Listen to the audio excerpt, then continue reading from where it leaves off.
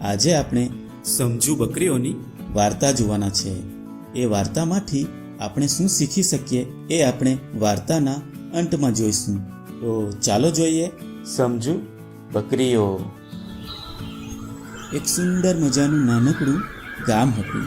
એ ગામની વચ્ચેથી એક નાનકડી નદી વહેતી હતી.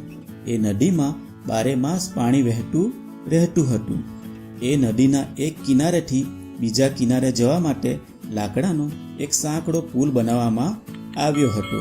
એ પુલ એટલો સાંકડો હતો કે એના પરથી એક સમયે 2 વ્યક્તિઓ કે 2 પ્રાણીઓ સામસામેથી પ્રસાર થઈ શકે નહીં.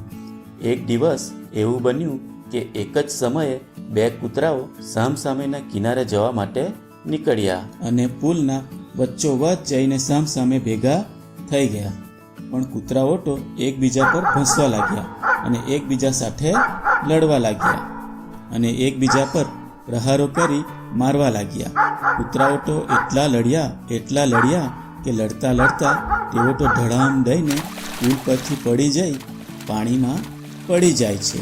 આ તો સારું હતું કે એ દિવસે પાણીનું વહેણ થોડું ઓછું હતું અને કૂતરાઓને તરતા આવડતું હતું. તેથી તેઓ જેમ તેમ કરી જીવ બચાવી કિનારે પહોંચી જાય છે અને ત્યાંથી ભાગી જાય છે. થોડા સમય પછી એ જ પુલ પરથી 2 બકરીઓ સામસામેના કિનારે જવા માટે નીકળી. બંને બકરીઓ તો પુલના વચ્ચે જ સામસામે ભેગી થઈ ગઈ. બંને બકરીઓ એકસાથે પ્રસાર થઈ આગળ નીકળી શકે તેમ હતું નહીં, કારણ કે પુલ તો ખૂબ સાંકડો હતો.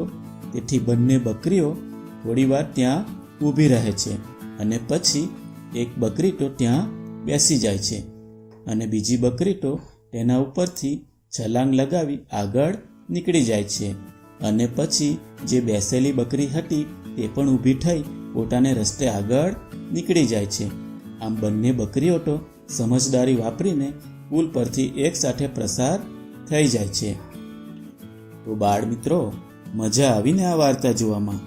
બાળ મિત્રો, આ વાર્તા ઉપરથી આપણને શીખ મળે છે કે મુશ્કેલીઓનો હલ લડવાથી નહીં પણ સમજદારીથી દૂર થઈ શકે.